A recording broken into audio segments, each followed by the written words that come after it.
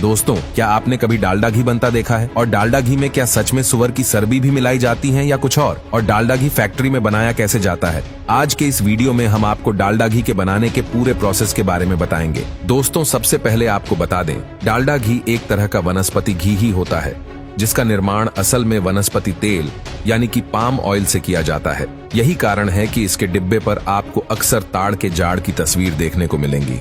इन कच्चे तेलों को भारत के अलावा मलेशिया, इंडोनेशिया, अमेरिका और ब्राजील जैसे देशों से भी मंगवाया जाता है, जिन्हें लारी भर भर के ट्रकों के माध्यम से फैक्ट्री तक पहुंचाया जाता है। बता दें कि वनस्पति घी में कुछ भी एनिमल फैट नहीं होता है और इसीलिए इसे हेल्थी ऑप्शन की तरह प्रमोट किया जाता है। एक समय था जब घरों में कुकिंग ऑयल की जगह वनस्पति घी आया करता था।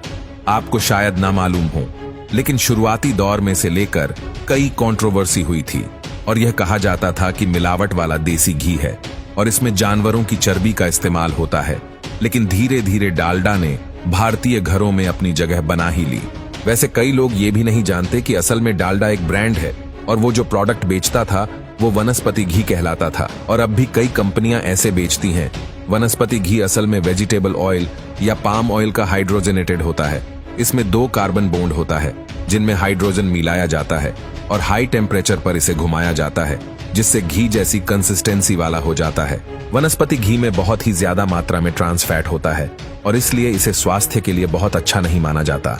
अब अगर इसके मेकिंग प्रोसेस की बात करें तो आमतौर पर इसको तैयार करने के लिए सबसे जरूरी चीज ताड़ के जाड़ ही होते हैं, जहां इसके बीजों को इकट्ठा करके चलने की मदद से छिलके और बीजों को अलग किया जाता है और फिर उन्हें गर्म पानी में उबाला जाता है ताकि नरम पड़ सके और इनका तेल आसानी से निकल सके। अब इन बीजों को एक हाई प्रेशर वाली मशीन में इतना क्रश किया जाता है कि इनमें से तेल निकल जाए। अब इसके एक एक बूंद तेल को अच्छे से निचोड़ लिया जाता है और फिर मशीन में रिफाइंड करने के लिए भेज दिया जाता है, जिससे इसके अंदर बची सारी अशुद्धियां निकाली जा सके। इसके बाद इन्हें प्री न्यूट्रलाइजेशन प्रोसेस से गुजरना पड़ता है।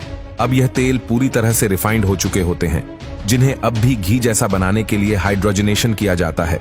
हाइड्रोजनेशन प्रोसेस एक बर्तन में किया जाता है जिसे कन्वर्टर कहते हैं और यह पूरे तरीके से वायुरोधी होता है। आपकी जानकारी के लिए बता दें, इस पाम ओनिल में कार्बन में डबल बॉन्ड होते हैं और इन्हें हाइड्रोजन गैस और निकल कैटलिस्ट के साथ 200 डिग्री सेल्सियस तापमान में कुछ समय के लिए रखा जाता है ताकि वो घी की तरह दिखने लगे।